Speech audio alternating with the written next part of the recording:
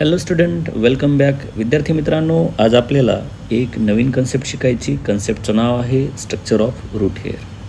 तर आपल्याला माहिती आहे वनस्पती जे आहेत, तर वनस्पती जे काही समजा मिनरल्स असेल, वॉटर असेल, तर हे ॲब्सॉर्ब करण्यासाठी मुळांचा वापर करत असतात.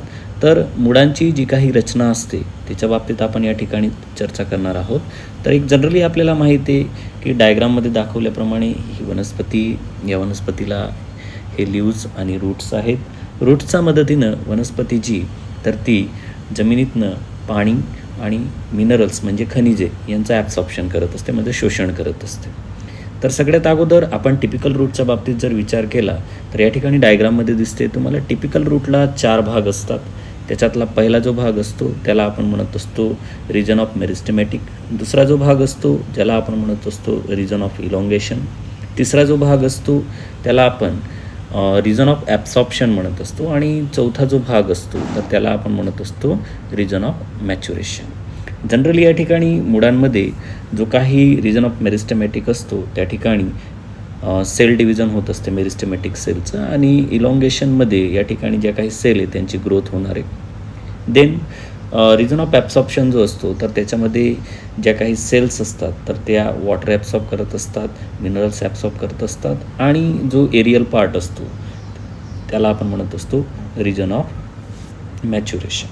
तर या ठिकाणी बघा जे काही रूट हेअरचं स्ट्रक्चर आहे तर या रूट हेअरच्या स्ट्रक्चरमध्ये रूट जे तर ते वॉटर आणि मिनरल्स ॲब्सॉर्ब करणार आहे. दुसरी थिंग, जो काही झोन ऑफ ॲब्सॉर्प्शन आहे तर या झोन ऑफ ॲब्सॉर्प्शनमध्ये ज्या इपिडर्मल सेल किंवा इपिब्लेमा सेल आहे तर यांचं सायटोप्लाझमिक एक्सटेन्शन, म्हणजे जो इपिब्लेमा सेलमध्ये असलेला सायटोप्लाझम आहे तर त्याच्या विस्तारापासनं या ठिकाणी रूट हेअर तयार झालेले आहेत. जनरली हे जे काही रूट हेअर आपल्याला या ठिकाणी डायग्राममध्ये दिसत आहेत तर हे 1 mm पासनं 10 mm लाँग असतात.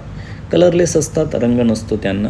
युनिसेल्युलर, एकपेशीय असतात, अनब्रांचेड आहेत आणि शॉर्ट लिव्ड आहेत. शॉर्ट लिव्ह म्हणजे दीर्घकाळ टिकत नाही. आणि रूट्स जे असतात प्लांटचे तर हे व्हेरी डेलिकेट्स असतात, म्हणजे खूप नाजूक असतात. या ठिकाणी डायग्राममध्ये तुम्हाला हा जो काही भाग दिसतोय, जो लार्जर पार्ट दिसतोय तर याला आपण लार्जर सेंट्रल व्हॅक्यूल म्हणत असतो.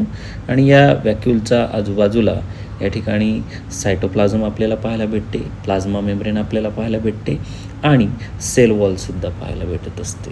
रूट हेअरची जी काही रचना या ठिकाणी आपण पाहतोय तर याच्यामध्ये जी सेल वॉल असते तर सेल वॉल ही 2 लेअरपासून तयार झालेली असते, 2 लेयर्ड असते.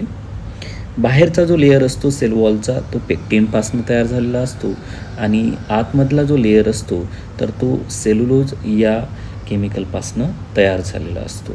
सेल वॉल जनरली या ठिकाणी जर बघितले आपण तर सेल वॉल फ्रीली परमेएबल असते, म्हणजे त्याच्यातनं कोणतेही पदार्थ येऊ शकतात, कोणतेही पदार्थ जाऊ शकतात. मात्र प्लाझ्मा मेम्ब्रेन जी तर ते सिलेक्टिव्हली परमेएबल असते रूटच्या बाबतीत. सिलेक्टिव्हली परमेएबल किंवा आपण सेमी परमेएबल असं सुद्धा म्हणू शकतो. अशा प्रकारे आज आपण या ठिकाणी रूट हेअरची रचना पाहिली.